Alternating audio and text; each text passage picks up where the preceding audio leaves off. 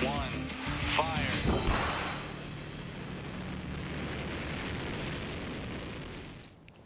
You're looking live at the Northrop Grumman facility in Promontory, Utah, where in about 20 minutes you're going to see a lot of smoke and fire as we test the solid rocket booster for NASA's Space Launch System rocket. Good afternoon, everyone, and welcome. I am Shannon Segovia at NASA's Marshall Space Flight Center in Huntsville, Alabama, home of the Space Launch System program. We're counting down to our 2-minute booster test that will happen at 1:05 Mountain, 3:05 Eastern.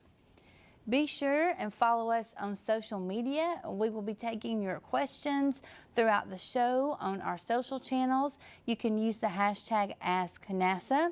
Also, if you are watching on Facebook, be sure and put your questions in the comments and we will be taking those there too.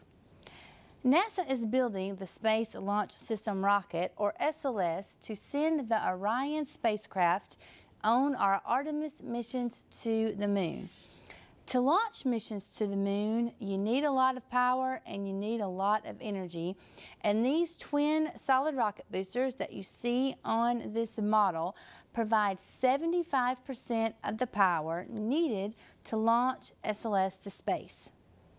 For the Artemis 1 mission, SLS will launch an uncrewed Orion spacecraft next year from the Kennedy Space Center in Cape Canaveral, Florida.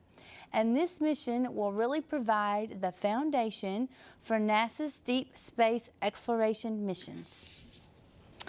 Now we are looking live at a view of the Northrop Grumman Promontory facility in Utah, where our booster will be tested today. And as you can see, the booster is anchored in the stand horizontally since it's not being launched.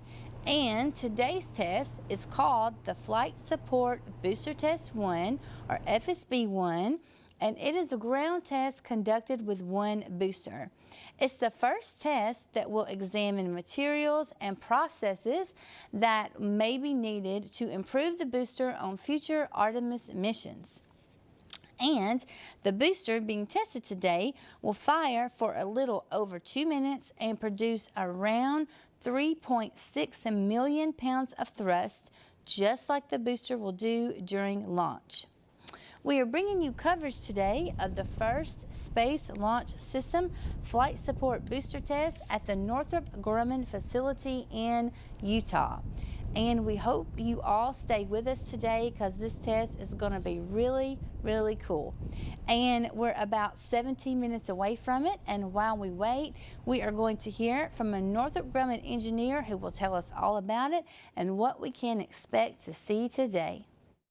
Hi, my name is Nicholas Chaston, and I am the ballistics engineer in charge of predicting motor performance for the Flight Support Booster 1, FSB-1.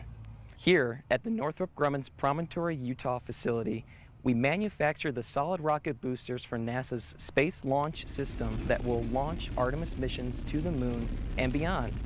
Today we are testing one of those boosters in our Promontory test area.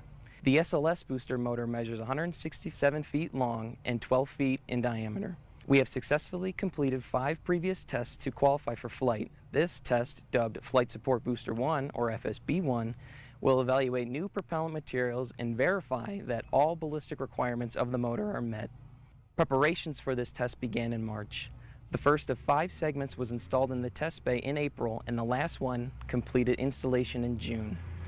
The motor has been cold conditioning to a target temperature of 60 degrees Fahrenheit to 70 degrees Fahrenheit over the last several weeks. All of our large solid rocket motors undergo ground tests at our Promontory site before ever flying.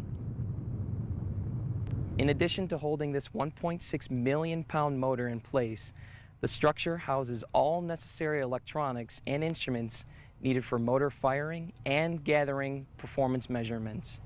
Ground tests such as these give us the opportunity to collect additional data parameters on the performance of the motor that would not be possible on a flight.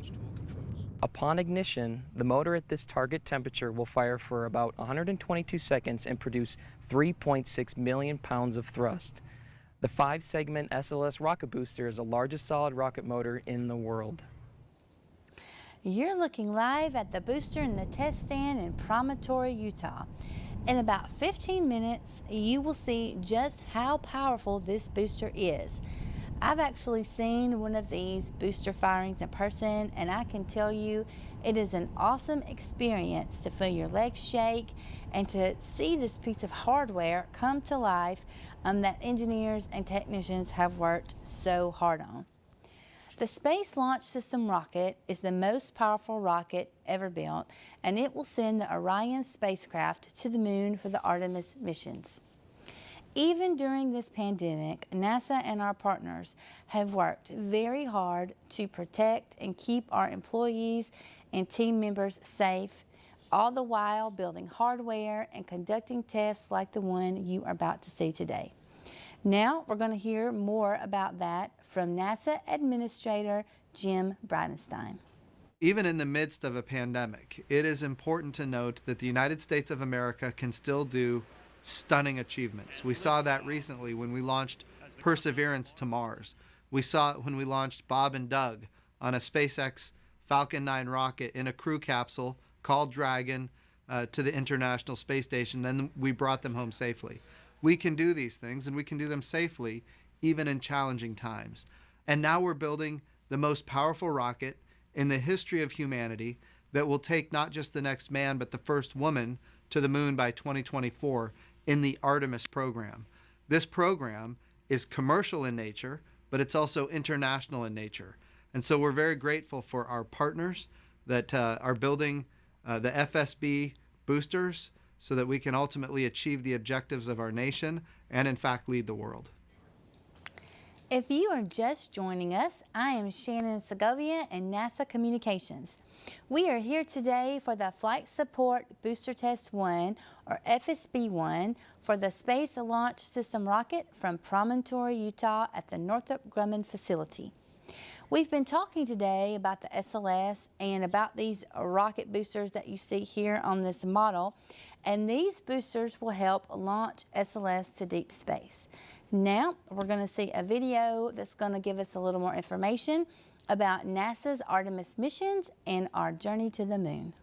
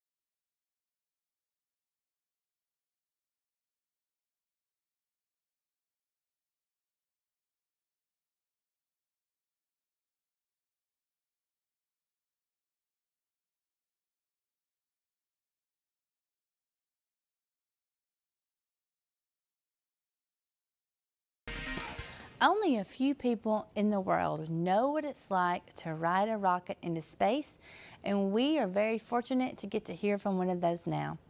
NASA astronaut Randy Bresnick recently sat down to share his thoughts with us about being an astronaut, space exploration, and today's test. I got the opportunity to fly in some 4-segment boosters on STS-129, and now we're putting out our 5-segment booster test that's going to go on SLS, which is the world's largest, most powerful rocket when we launch this thing off. And that's going to be the first time that SLS and Orion fly together. Maybe uncrewed, but it's going to prove out the ability to be able to put crew on Artemis 2 in 2023. And so that's why it's really exciting. I mean, with 20% more propellant and thrust and power in it, we're going to be able to go that much farther. I mean, because these 2 boosters on the side of the SLS, that's like 75% of the thrust of the system. Well, it's always important to test like you fly, because eventually you're going to put the humans on it. And if we've taken all the precautions and getting all the test points and set up the test properly with initial conditions, we're going to be able to prove out that when we put the people on it, it's going to be just like we've done in testing. And if we've done that, we've practiced it properly. Orion and SLS are the backbone of the whole Artemis and space exploration right now, because they are the part that starts the mission. Orion carries the crew all the way to lunar orbit, because SLS has lofted it and sent it there. And then Orion brings the crew back safely to Earth and splashes them down in the ocean. We've got to have safety for the folks building the, whether it's the solid rocket motor boosters or the launch abort system solid fuels. The fact that, these fuels are not exactly just as docile as water, especially in these trying times with the virus, that everybody's able to continue working and amazing work these past several months. And so I appreciate everybody continuing to work safely, so that when we get to flight, we know that the folks riding the rocket have the safest ship available, and you've done everything you can to make it safe for us to return to our families at the end of the mission. We're now only 7 minutes away from go time for the Space Launch System Solid Rocket Booster Test from the Northrop Grumman facility in Promontory, Utah. We're getting ready to go to Northrop Grumman, and we will stay there throughout the test. Now, to tell you a little bit about what you can expect, the test conductor, we're going to hear them shortly talking to the team about the test. Then around 1:05 Mountain, 3:05 Eastern, we will hear the conductor say fire, and that will start the test, and it will last a little over 2 minutes. Continue to send us your questions using the hashtag AskNASA, as we will be taking those on social media through the end of the show.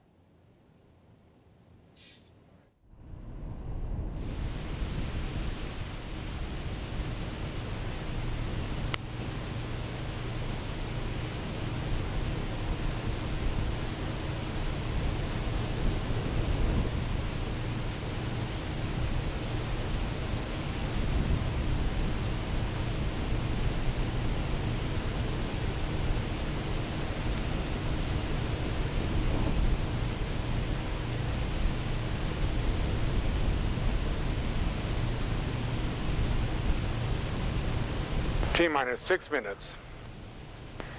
Central Support Systems Operator, this is the test conductor. Turn on the water boost pumps.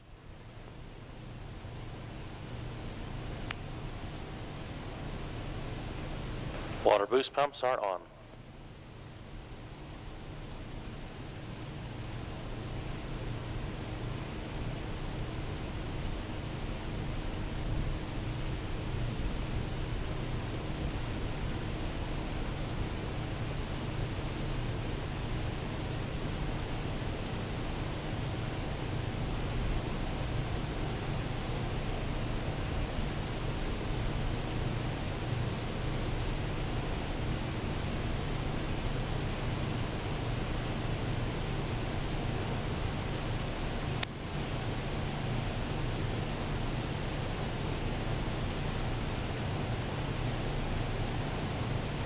T-minus 5 minutes. T-97 test area is clear for static test.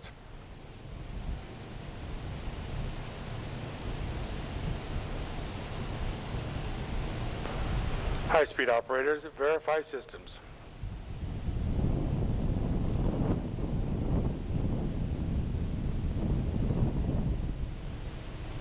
All high-speed systems are streaming. Roger.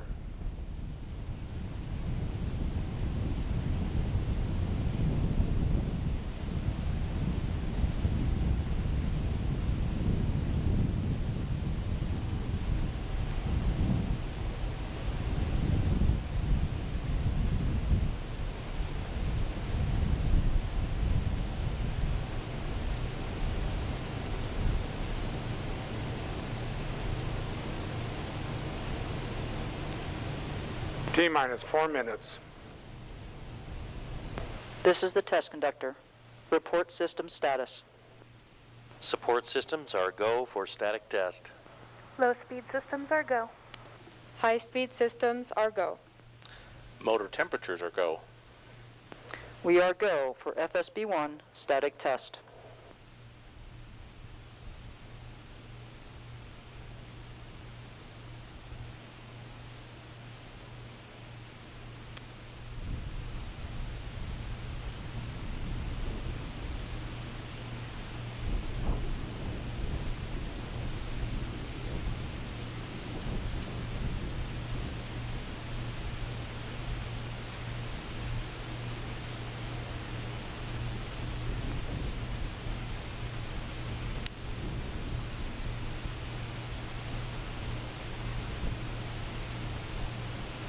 T-minus 3 minutes.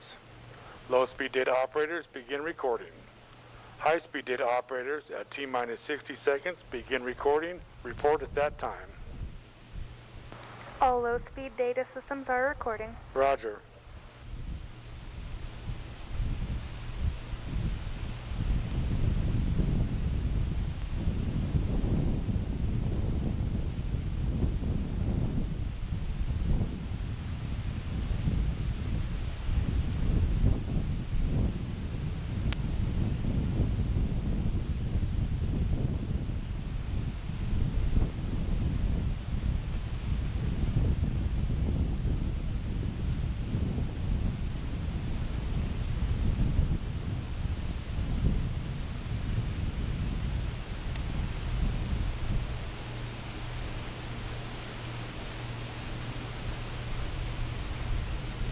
T-minus 2 minutes.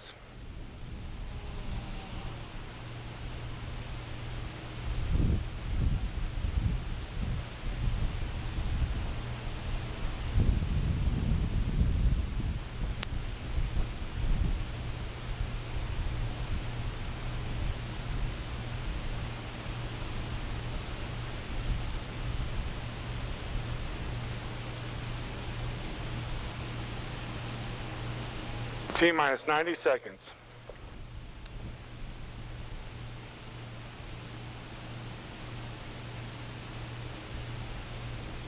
T-minus 80 seconds. Test control coordinator, stand by to commit the motor. Standing by. T-minus 70 seconds. Commit the motor. Motor is committed. T-minus 60 seconds. All high-speed systems are recording. Roger. T-minus 50 seconds.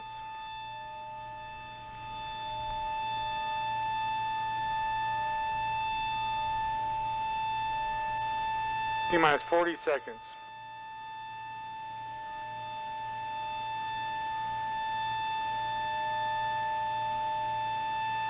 T-minus 30 seconds.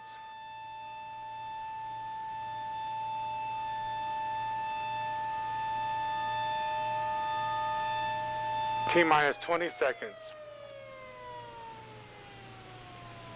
T-minus 15 seconds. T-minus 10, 9, 8, 7, 6, 5, 4, 3, 2, 1, fire. T plus 5 seconds. T plus 10 seconds.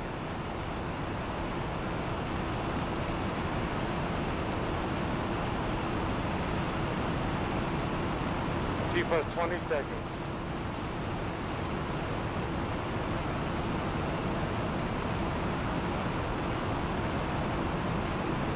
T plus 30 seconds.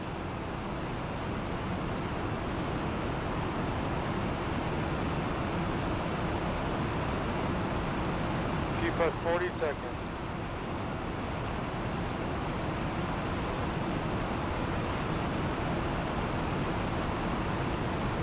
T plus 50 seconds.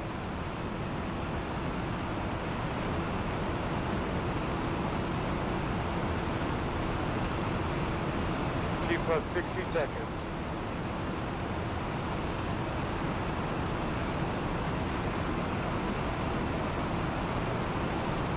T plus 70 seconds.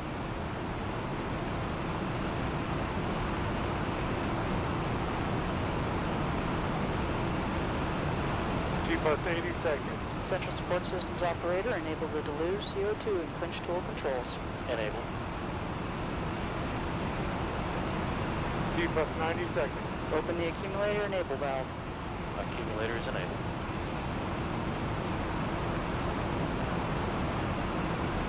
T plus 100 seconds. T plus 105 seconds. Activate aft deluge. Activated. T plus 110 seconds. Activate forward deluge. Activated.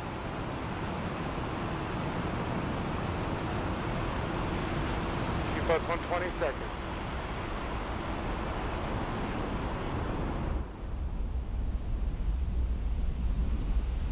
Activate head and CO2. Activated. Activate quench tool command forward and aft CO2. Activated.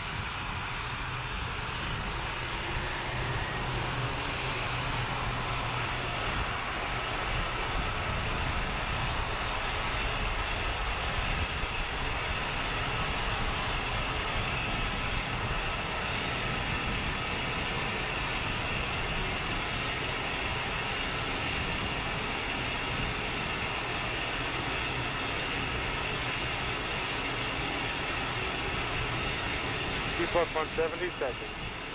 High-speed data operator, stop recording. High-speed recording is complete. Roger. Low-speed data operators, stop recording.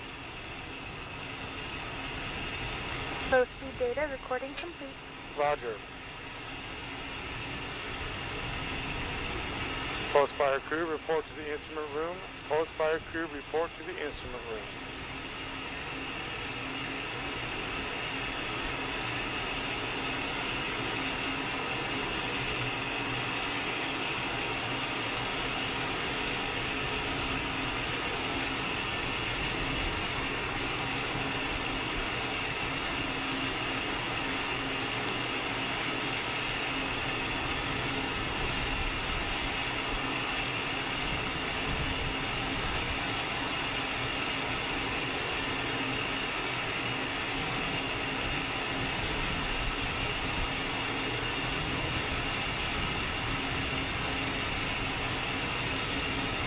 T plus 4 minutes.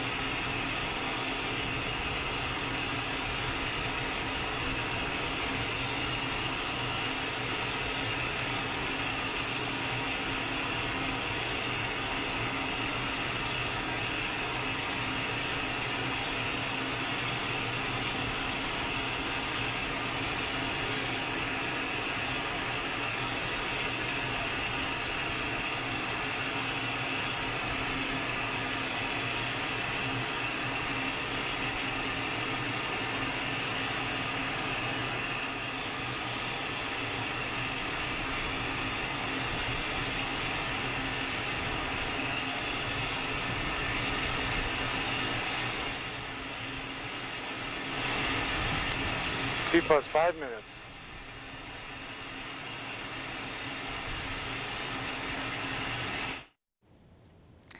Wow, how amazing was that? And to see all of that power packed into those boosters. From our view, it looks like everything went great, but our engineers and technicians will continue to analyze the data and use it to improve future boosters on future Artemis missions. This test is not only about power, but really it's about the technical innovations that will help us explore the moon and Mars for generations to come. Now we're going to go hear from Northrop Grumman Vice President Charlie Precourt. As a 4-time space shuttle astronaut, I know what it's like to fly the space shuttle rocket boosters, and the 5-segment boosters will add far greater lift capability than the shuttle had. When those rocket motors light, you know you're going somewhere. I'd love to ride on the SLS and can't wait to hear the experiences of the first SLS astronaut crew. As Vice President of Northrop Grumman Propulsion Systems and a former NASA astronaut, it's important to me to ensure we have what is necessary to establish a presence on the Moon and then go on to Mars. Testing our rocket boosters is how we can help ensure astronauts can explore space safely. Thank you so much for joining us for today's test. And that will just about wrap things up for us today. Thank you so much for joining us. If you missed the test or you would like to see it again, we will be replaying it here on NASA TV, so stick with us. Also, if you would like to watch it on our social media channels at any time, you can go there and watch it. To follow our progress, continue to monitor our social channels, especially Twitter at NASA and at NASA_SLS. And also for all the latest on Artemis, visit our nasa.gov/Artemis webpage. Thanks again, and we will see you next time.